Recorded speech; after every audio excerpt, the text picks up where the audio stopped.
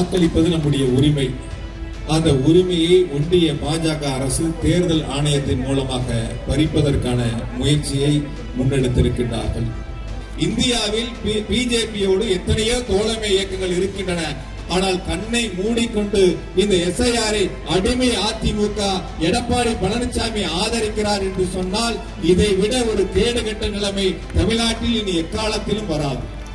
அடிமையாக இருந்து கொண்டு நாட்டை அடமானம் வைத்ததை போல இன்று தமிழ்நாட்டு மக்களுடைய வாக்குரிமையை பறிக்கின்ற பாஜக அரசிற்கு துணை போகின்ற அதிமுகவிற்கு இதுதான் இறுதி தேர்தலாக இருக்கும். அது கோவையிலும் இறுதி தேர்தலாக இருக்கும் என்பதை நாம் இந்த தேர்தலை உணர்த்திட வேண்டும்.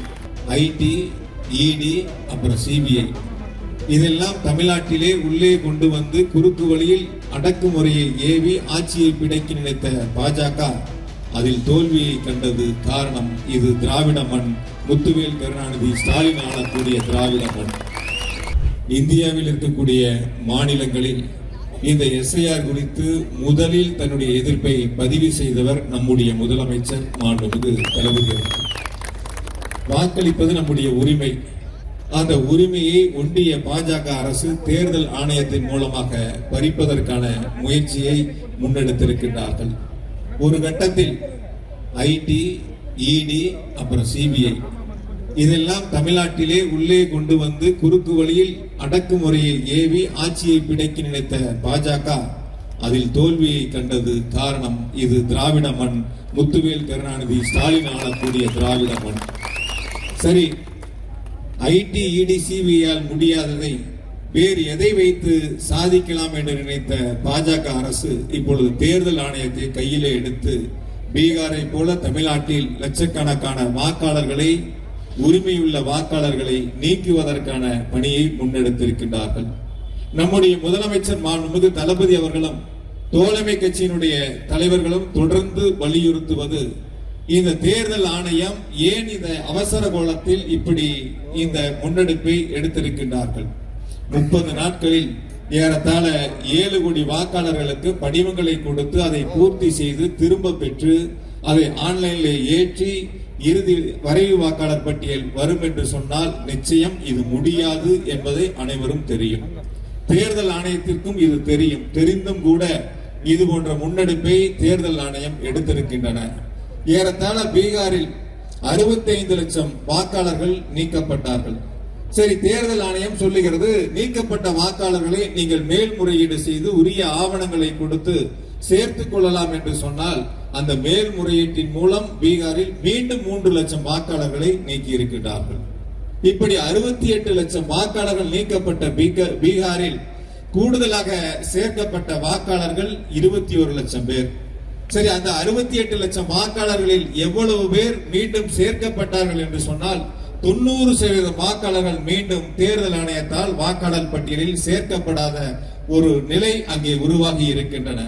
அந்த நிலையை தமிழ்நாட்டில் உருவாக்குவதற்கு பிஜேபி அரசு தேர்தல் ஆணையத்தின் மூலமாக முன்னெடுத்திருக்கின்ற இந்த எஸ்ஐஆரை பொறுத்தவரை நம்முடைய முதலமைச்சர் மாண்புமிகு தளபதி அவர்கள் தொடர்ந்து எதிர்ப்பை தெரிவிப்பதோடு அதில் இருக்கக்கூடிய குளறுபடிகளை, அதில் ஏற்பட்டிருக்கக்கூடிய சிரமங்களை, அதனால் மக்கள் படுகின்ற இந்த இன்னல்களை எல்லாம் எடுத்துரைத்திருக்கின்றார்கள். பொதுவாக தேர்தல் ஆணையம் இதை காதிலே வாங்குவதில்லை. வட இந்தியாவில் குறிப்பாக பீகார் போன்ற மாநிலங்கள் எல்லாம் நீக்கப்பட்ட வாக்காளர்களுக்கு ஆட்சேபனை சொல்லலாம் என்று சொன்னால் எதிர்கட்சிகள் அங்கே ஆட்சேபனைகளை தெரிவித்த பொழுது மீண்டும் சொன்னார்கள் அவர்கள் உரிய படிவத்தில் பூர்த்தி செய்யவில்லை, வெள்ளை காகிதத்தில் எழுதி கொடுத்தார்கள் என்று ஒரு மாற்று கருத்தை முன்வைக்கின்றார்கள். இப்படியாக எல்லா ஆவணங்களிலும் ஆதாரை இணைக்க வேண்டும் என்று சொல்லுகின்ற ஒன்றிய அரசு இந்த வாக்காளர் அடையாள அட்டையுடன் சேர்த்து வாக்காளர் பட்டியலோடு ஆதாரை இணைப்பதற்கு எதிர்ப்பை தெரிவிக்கின்றார்கள்.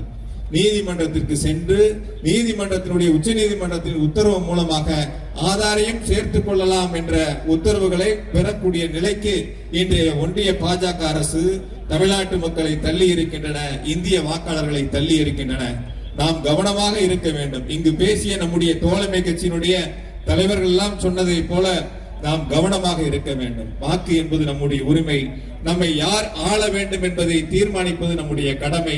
ஆகையால் தமிழ்நாட்டை ஆளக்கூடிய மாண்புமிகு முதலமைச்சர் தளபதி அவர்கள் தமிழ்நாட்டு மக்களுக்கு வழங்கி இருக்கின்ற பல்வேறு சிறப்பு திட்டங்கள் நல்லாட்சிக்கு கிடைத்திருக்கின்ற இந்த சான்றிதழ் என்பது வரக்கூடிய 2026 சட்டமன்ற தேர்தலில் மீண்டும் வென்றுவிடக் கூடாது என்பதற்காக குறுக்கு வழியில் பாஜக இந்த முன்னெடுப்பை எடுத்திருக்கின்றன.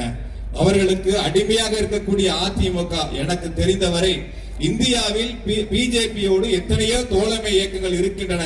அவர்கள் எல்லாம் கூட இந்த எஸ்ஐஆரை பொறுத்தவரை அவர்கள் சொல்லுவது பல்வேறு திருத்தங்களை சொல்கின்றார்கள். இதையெல்லாம் இதில் சரி செய்ய வேண்டும் என்று அவர்கள் தோழமை இயக்கத்திலே கூட்டணி அரசிலே இடம்பெற்றவர்கள் கூட அந்த கருத்துக்களை சொல்கின்றார்கள். ஆனால் கண்ணை மூடிக்கொண்டு இந்த எஸ்ஐஆரை அடிமை அதிமுக எடப்பாடி பழனிசாமி ஆதரிக்கிறார் என்று சொன்னால் இதை விட ஒரு கேடுகட்ட நிலைமை தமிழ்நாட்டில் இனி எக்காலத்திலும் வராது. அடிமையாக இருந்து கொண்டு நாட்டை அடமானம் வைத்ததை போல இன்று தமிழ்நாட்டு மக்களுடைய வாக்குரிமையை பறிக்கின்ற பாஜக அரசிற்கு துணை போகின்ற அதிமுகவிற்கு இதுதான் இறுதி தேர்தலாக இருக்கும். அது கோவையிலும் இறுதி தேர்தலாக இருக்கும் என்பதை நாம் இந்த தேர்தலை உணர்த்திட வேண்டும். அதில் நாம் செய்ய வேண்டிய முதல் கடமை நம்முடைய வாக்குரிமையை வாக்காளர் பட்டியலில் நிலைநிறுத்திட வேண்டும். ஒரே ஒரு கருத்தை சொல்லி நிறைவு செய்கின்றேன். தேர்தல் ஆணையம் சொல்லுவது, நாங்கள் முதலில் வாக்காளர் பட்டியலே 2002, 2005 வாக்களித்தவர்களை வாக்காளர் பட்டியலை சேர்த்து வரைவு வாக்காளர் பட்டியலை வெளியிடுகின்றோம்.